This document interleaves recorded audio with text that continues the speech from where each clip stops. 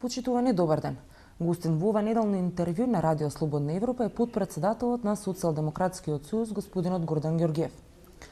Господине Ѓорѓиев, меѓуетнички тензии и провокации во Струшка па во Тетовско. На кого му одговара сето ова? Кој би можел да стои зад ваквиот развој на настаните? Јас се надевам дека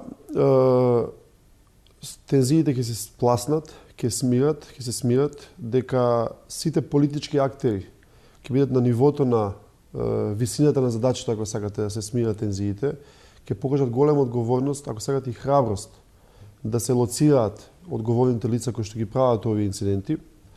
Но крајната одговорност за разрешавање на овие случаи ја лоцираме во владачката коалиција ВМРО-ДПМН ДУИ.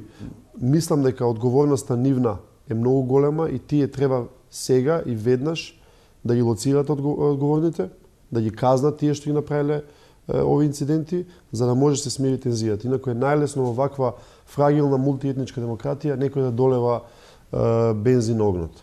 Зошто сметате дека владачката коалиција има интерес од ваков развој на настаните? Не, јас не мислам дека е нормално во оваа наша Македонија било кој граѓанин на Република Македонија да има интерес од ваков развој на настаните. Тоа би било катастрофално и тоа би било на вистина детски начин на водење на политика и крајно неодговорен. Затоа без да прejudicираме, без да обвиниме никого, бидејќи не сакаме ние пак да долеваме масло во бензин во оганот, апелираме сега да се решат проблемите, да не се стават под тепих, сега да се лоцираат одговорните и сега да излезат главните актери и на ДУИ и на ВМРО-ДПМН заеднички, бидејќи се дел од коалицијата која што е владеачка и на локално и на централно ниво, да ги осудат и да ги казнат виновниците. Што прави СДСМ за да ги смали тензиите во регионот, освен апелот што го упати? Па СДСМ нема институционални механизми да ги спречи, бидејќи на места каде што случуваат инцидентите, нити сме власт, нити пак на централно ниво сме власт. Нашата улога, ако сакате, е помалку значена во овој сегмент, но е значен аспект дека СДСМ е партија која што има покажано во кратката историја на независната Македонија дека знае како да се однесува и како да ги менаџира меѓуетничките односи. Доколку побараат од нас некако вид на менаџирање, ние сме тука да помогнеме, но не гледам начин како би го направиле тоа кога власта е во рацете на ВМРО-ДПМН и ДУИ. Затоа велам, без да се амнестираме од било што, одговорноста се лоцира кај главните актери политички во држава. Во дел од медиумите ситуацијата во Струшко се толкува како почеток на битката за локалните избори. Кој е вашиот став за ваквите тези? Па јас мислам дека и Струшко, и Вевчан, и било која општина во Република Македонија е премала и премногу небитна за да вакви инциденти се прават во функција на некакви победа или пораз на локални избори. Овие инциденти на символичко ниво се многу значајни во негативна смисла, многу удираат на емоциите на граѓаните од двете страни, на религиозните и етничките чувства и затоа, доколку е така, тоа е катастрофално сценарио за Македонија. Затоа велам, играњето со шкорчиња и играњето со меѓуетничките односи во Република Македонија на било кое ниво е премногу опасно за да може да биде интерпретирано дека е тоа некако вовед во локални избори. Дали меѓуетничките тензии можат да разнешат коалицијата меѓу ВМРО, ДПМН и ДУИ? Размислувате ли да дојдете на власт коалицирајќи со ДУИ? Апсолутно не се поставува, не е тоа прашање кој што треба да се стави сега на дневен ред. Ние треба сега како држава, како нација да ги решиме овие проблеми сега и веднаш. Затоа е толку ургентно. Дали се поставува? Јас мислам дека задоснетите реакции и од страна на ДУИ и од страна на ВМРО-ДПМН се симптоматични. Ти укажуваат дека или не знаат или не сакаат двата клучни политички актери во владата да ги препознаат важноста на овие меѓуетнички тензии и при тоа треба да знаат и граѓаните и вие медиумите дека мислам дека не е фер на граѓаните да им се долеваат дози на национализам, а при тоа и Груевски и Ахмети да бидат метафорично во топли преградки, да делат тендери и да ги занемаруваат сите крупни проблеми во оваа држава само и само за да останат на власт. Тоа е премногу мала причина за да ги жртвуваат сите меѓуетничките односи во Република Македонија. Какви се вашите очекувања од НАТО самит од годинава? Па ние како опозиција можеме да имаме какви сакаме очекувања. Ние сакаме да веруваме дека Македонија има шанси да влезе во НАТО до мај.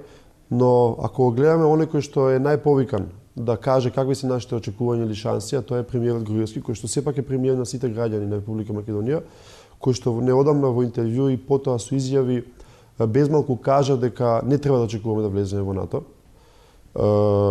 Многу дефетистички, многу би рекол дури кукавички го сакате. Јас не очекувам од мојот премиер, кој што е премиер на сите граѓани, да каже дека го спуштаме оружјето политичко или дипломатско и дека ние немаме шанси да влеземе во НАТО.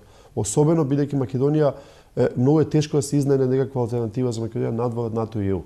Ние повикуваме како партија и отворено повикуваме да каже премиерот Груевски дали Македонија има друг пат. Бидејќи патот без НАТО е многу трнлив, многу тежок и во ваква геополитичка положба како што се наоѓа Македонија со оваква фрагилна мултиетничка демократија, тој може да биде вовед во нови тензии политички и етнички. Од една страна, премиерот изјави дека не треба многу да се очекува од самитот во НАТО, затоа што, како што вели тој, големите сили се незаинтересирани за нашиот проблем, за споразумето заради нивните проблеми.